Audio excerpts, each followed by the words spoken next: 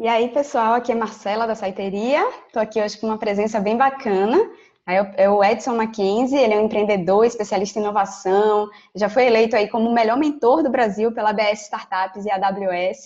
E eu quis trazer ele aqui para falar um pouquinho para vocês sobre inovação, porque muitas vezes a gente acha que a microempresa, uma empresa menor ou até um empreendedor individual não pode inovar, porque inovação está ligada à tecnologia, muito investimento em pesquisa.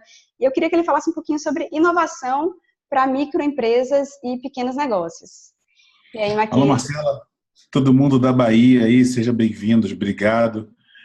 A gente estava tentando fazer aqui um ao vivo e não rolou, mas enfim, está tudo bem. Inovação é uma coisa muito engraçada, porque toda vez que eu falo de inovação, eu lembro de alguns filósofos, por exemplo, que falavam sobre o estranho, né? Então, assim, só que o estranho, a gente aprendeu desde muito cedo que o estranho é ruim. Só que na grande realidade, o estranho não é ruim, ele só é desconhecido. Logo, quando a gente passa a entender o estranho, vibrar com o estranho, acompanhar o estranho, fazer do estranho deixar de ser desconhecido e passar a ser conhecido, ele, ele, ele entra no fenômeno de ser uma coisa nova, logo ele se torna inovador. Então, toda vez que eu falo sobre inovação, basicamente eu falo de duas coisas. Uma é que inovação não é nada ligado na tomada, né, que é uma coisa que era só desconhecida e hoje ela está sendo descoberta e ela é muito funcional para a gente. E a segunda coisa é quando eu falo sobre o valor da inovação.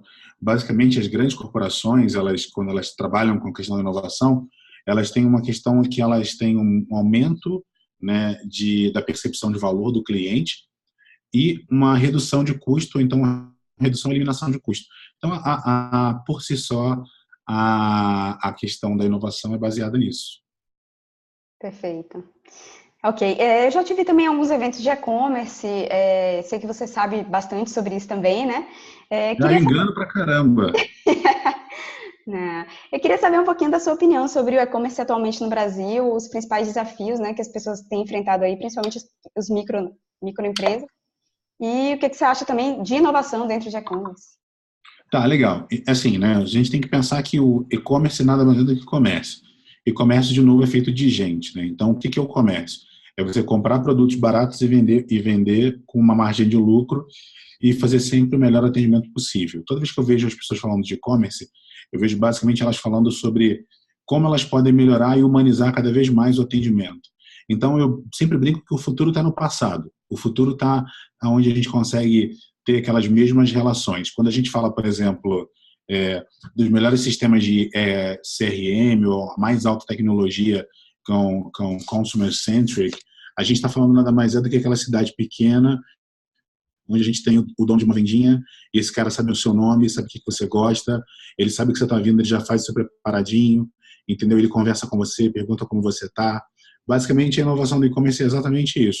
Então, a gente precisa começar a entender que o que eu acho muito mais legal do e-commerce e o que é bacana é que a tecnologia ela é um ambiente meio, né? Na verdade, ela é só um meio para você conseguir fazer o que você realmente se predispôs e gosta. Então, o e-commerce ele é maravilhoso. Eu não sei muita coisa de e-commerce, né? Eu sempre estou presente no palco de soluções, aprendendo, estudando. Eu adoro ficar lá ouvindo o que as pessoas estão falando. Isso me ajuda muito a compreender o mercado como um todo, né? Então, é muito legal ver a forma que o mercado, por si só, está olhando para essa área. E é uma dica que eu sempre dou das pessoas experimentarem os canais online. E assim, eu vejo muita gente que tem e-commerce e nunca nem comprou no seu próprio site. Ou então que nem nunca comprou online, não sabe como é a experiência.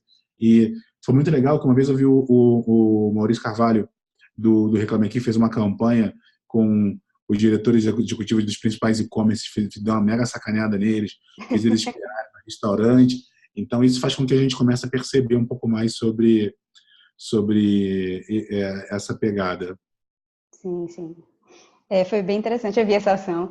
É legal, Mackenzie, não vou tomar muito mais do seu tempo, mas gostei muito das Não, suas tá dicas. legal, pode continuar perguntando, tá bom? Pode? É porque assim, eu sei que você também fala muito sobre pitch e é um tema que eu acho que o meu público talvez não conheça tanto. Aí se você pudesse falar um pouquinho sobre isso, que eu acho que é super interessante, todo mundo deveria conhecer, queria ouvir de você um Legal. pouco. Legal. O pitch nada mais é do que uma forma rápida e impactante de contar a história de um negócio. A gente precisa ter isso muito claro na nossa mente. Bom, o que é contar a história de um negócio? Se você quiser contar, por exemplo, a história dos Correios, você precisa contar a história de uma carta. Como essa carta foi escrita, para quem que ela foi enviada, qual a percepção que as pessoas tiveram ao ler e como ela foi levada de um lugar para o outro. O que acontece é que a maioria das pessoas elas acabam esquecendo isso, né? E o pitch, como uma contação de história, a mente humana ela é linear, ela não entende muito bem o exponencial.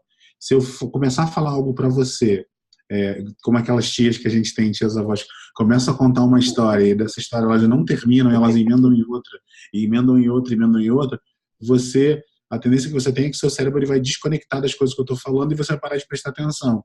Então, a eloquência nada mais é do que você abrir e fechar assuntos de forma que todas as pessoas consigam compreender, mesmo você falando da sua tia louca no meio do pitch. Bacana.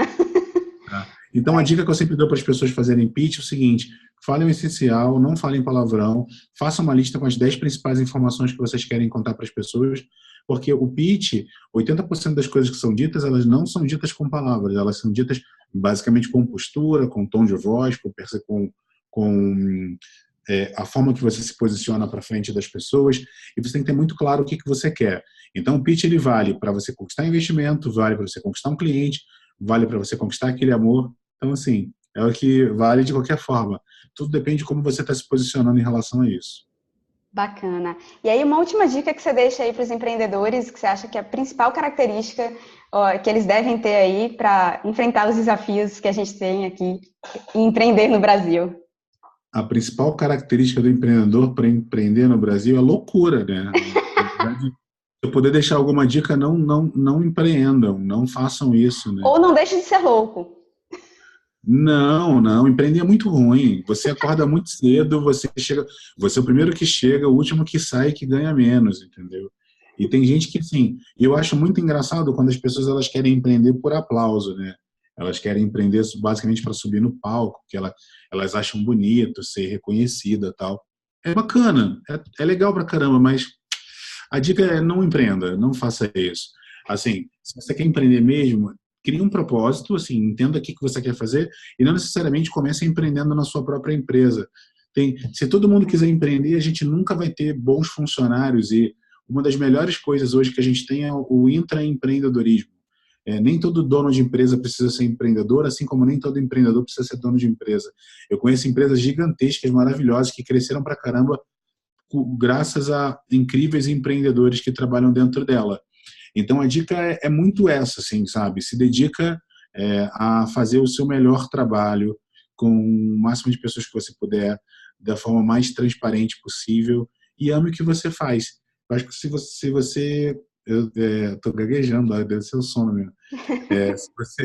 Se você gosta do que você faz, entendeu? Eu acho que você tem que ter um objetivo muito claro. Que seja a grana, sabe? Ah, não, eu estou empreendendo porque eu quero ganhar dinheiro. Tá tudo bem, não tem problema nenhum ganhar dinheiro. As pessoas fizeram uma loucura no nosso tempo, dizendo que é mais fácil um camelo passar no buraco da fechadura do que um rico entrar no reino dos céus. Isso é uma loucura, isso é uma bobagem. O que é legal, assim, você precisa trabalhar por 3 coisas, né? Conhecimento, reconhecimento e grana.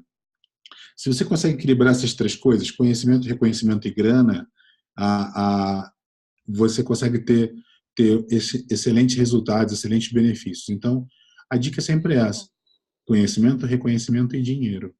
Show, muito bom. Declarações polêmicas, nunca empreendo, mas muito bom. Obrigada. Não, mas eu sempre falo, não é nem polêmico, não. Eu falo isso em palestra todo mundo. É porque o cara, para empreender, ele tem que ser muito reta, sabe? Tem que ser muito louco para poder querer fazer, porque assim, estou falando dos empreendedores sérios, né? O cara que chega dia 28 e 29 e vai pegar empréstimo para poder pagar a folha de pagamento, é o cara que se preocupa com o bem-estar das pessoas, é o cara que está se preocupado em entregar algo bacana, né? Isso para mim é empreender.